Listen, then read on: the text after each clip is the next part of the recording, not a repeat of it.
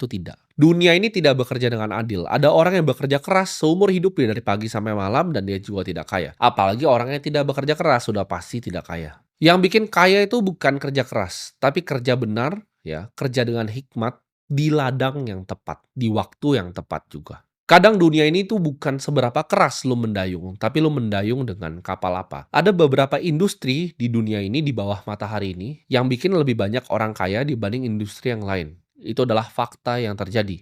Kalian semua yang di sini itu harus belajar melihat peluang yang biasanya orang lain nggak bisa lihat. Apakah lu bisa jadi orang kaya dengan jualan nasi goreng bekerja keras dari pagi sampai malam? Jawabannya bisa. Mungkin lu nabung untuk bikin gerobak kedua, gerobak ke-10, gerobak ke-20. Lalu bikin cabang rumah makan pertama, lalu rumah makan ke-20. Bisa nggak bikin ratusan juta per bulan? Bisa. Tapi apakah itu kaya raya? Tidak. Kerja keras bisa. Ya, bawa lu sampai kaya, tapi untuk kaya raya tidak bisa. Dibutuhkan industri dan pilihan industri yang tepat. Apakah bisa kaya dengan lu membuat suatu software yang membantu customer service semua perusahaan di dunia dengan artificial intelligence supaya mereka bisa pangkas nih 100 customer service-nya diganti AI yang buatan lu, AI agent yang buatan lu, lalu bisa balas semua CS-nya. Contohnya perusahaan seperti Traveloka, CS-nya itu semua pakai perusahaan punya lu. Contohnya seperti perusahaan yang gua punya, semua CS-nya itu pakai software lu. Itu jauh akan lu lebih kaya dibanding lu jual nasi goreng sampai 20 cabang atau 30 cabang. Jadi jawabannya adalah pilihan industrinya. Ada industri seperti finance and investment yang bikin orang tuh banyak sekali yang kaya. Karena investasi itu adalah ujungnya. Banyak yang nanya kenapa gue adalah seorang investor. Awalnya memang gue pedagang dulu ya. Level 1 pedagang, level 2 itu pengusaha, level ketiga baru investor. Semua pengusaha paling kaya di dunia itu ujung-ujungnya jadi investor.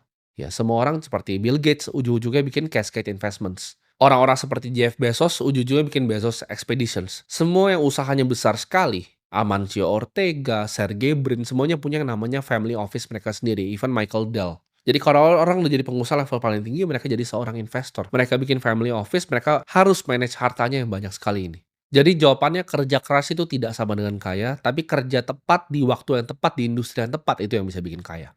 Yang ketiga, yang penting bisa nabung, nanti juga kaya. Menabung itu akan bikin lu jadi kehidupan yang stabil, bukan menjadi kaya. Gue kenal banyak temen yang quote on quote kita bilang cukup ya hidupnya, tapi hatinya justru penuh kecemasan. Yang dia lakukan hanya nabung, nabung, menabung, dan menabung. Tapi dia tidak pernah punya bantalan di hidupnya, bantalan investasi. Cukup itu dibangun di atas ketakutan, bukan kebebasan. Jadi orang yang cuma nabung tuh akan dapatnya cuma ketakutan, bukan kebebasan. Orang yang berinvestasi itu akan mendapatkan kebebasan. Dia, ya, gue bilang di sini, siapa mereka yang bisa membuat uang di saat mereka tidur, itu akan mendapatkan yang namanya kebebasan. Tapi menabung tuh cuma akan sampai cukup.